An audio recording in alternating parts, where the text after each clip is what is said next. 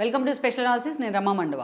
ఈరోజు అనాలిసిస్లో భాగంగా మనం తీసుకోబోతున్న టాపిక్ ఏంటంటే, ఈరోజు జగన్మోహన్ రెడ్డి టికెట్ల ఎంపికలో టాలీవుడ్ మీద ఫోకస్ పెట్టే ప్రయత్నం చేస్తున్నారా అంటే అవుననే చెప్పాలి. అదే సమయంలో అటు టీడీపీ కూడా ఫోకస్ పెడుతున్న సమాచారంతో జగన్మోహన్ రెడ్డి అలర్ట్ అయ్యారు. అయితే మొన్నటి వరకు కూడా ఇండస్ట్రీ నుంచి వచ్చిన వాళ్ళకి కొన్ని సీట్లు ఇవ్వడమే కాదు, కొన్ని నామినేటెడ్ పోస్టులు కూడా జగన్మోహన్ రెడ్డి ఇవ్వడం జరిగింది. గత ఎన్నికల్లో మనం చూసినట్లయితే నర్సీపట్నం టికెట్ను పూరి జగన్నాథ్ తమ్ముడైన గణేష్ గుమాశంకర్ గణేష్కి ఇచ్చారు. ఆయన ఎమ్మెల్యేగా కూడా గెలుచున్నారు. అయిన లాంటి సీనియర్ నేతను కూడా ఓడించారు. మరోసారి ఆయనకి అక్కడి నుంచి టికెట్ ఇవ్వబోతున్నారు జగన్మోహన్ రెడ్డి. వేరేజ్ మార్గాని భరత్ లాంటి ఒక నటుడు వస్తే టాలీవుడ్ నుంచి ఉన్నట్టుడు ఆయన తీసుకొచ్చి రాజమండ్రి ఎంపీగా పెట్టినారు. అక్కడి నుంచి మార్గాని భరత్ కూడా సక్సెస్ అయి ఉన్నారు. సో ఎంపీగా గెలుచున్నారు. ఇక రోజా లాంటి వాళ్ళకి నగరి టికెట్ ఇస్తే రెండోసారి ఆవిడ గెలిచారు. ఆయన క్యాబినెట్లో కూడా జగన్మోహన్ రెడ్డి తీసుకోగలిగారు. ఇక మరోవైపు చూసినట్లయితే అటు పోసాని కృష్ణమూర్తి లాంటి వాళ్ళు, ఇటు ఆలీ లాంటి వాళ్ళు తన కోసం ప్రచారం కూడా చేస్తున్నారు.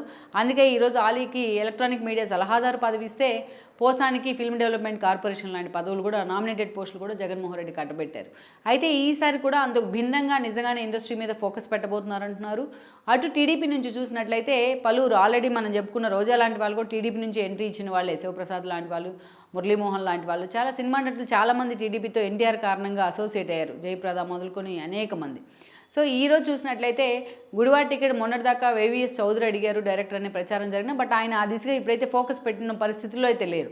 ఇక మరోవైపు చూసినట్లయితే ఈ రోజున కొంతమంది నటులు, ఇక పరుచూరి గోపాలకృష్ణ లాంటి వాళ్ళు, రాఘవేంద్రరావు లాంటి వాళ్ళు అధికారంలోకి వస్తే వాళ్ళకి ఏదో ఒక నామినేటెడ్ పోస్ట్ కేటాయిస్తారనే ప్రచారం అయితే ఉంది టీడీపీ వైపు నుంచి.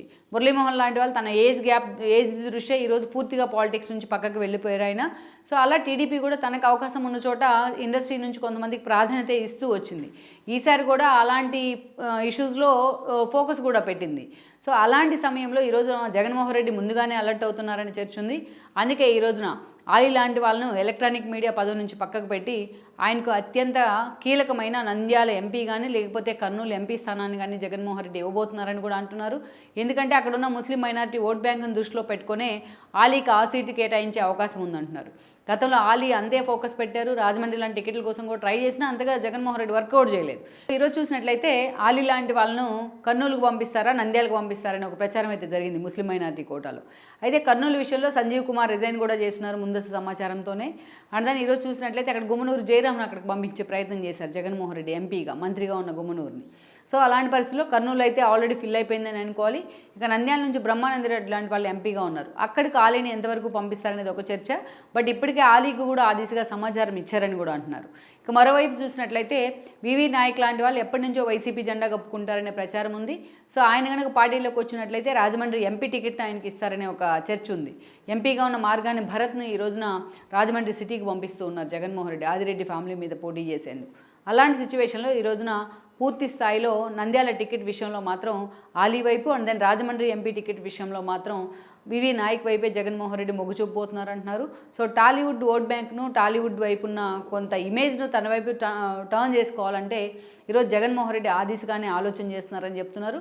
మరోవైపు నర్సాపురం ఎంపీ టికెట్ విషయంలో కూడా రఘురామకు చెక్ పెట్టేందుకు అటు ప్రభాస్ పిన్ని అయిన కృష్ణరాజు వాళ్ళ వైఫ్ అయిన శ్యామలాదేవిని ఈ రోజున తీసుకొచ్చి ఆమెకు టికెట్ ఇచ్చే ప్రయత్నం అయితే జరుగుతుంది.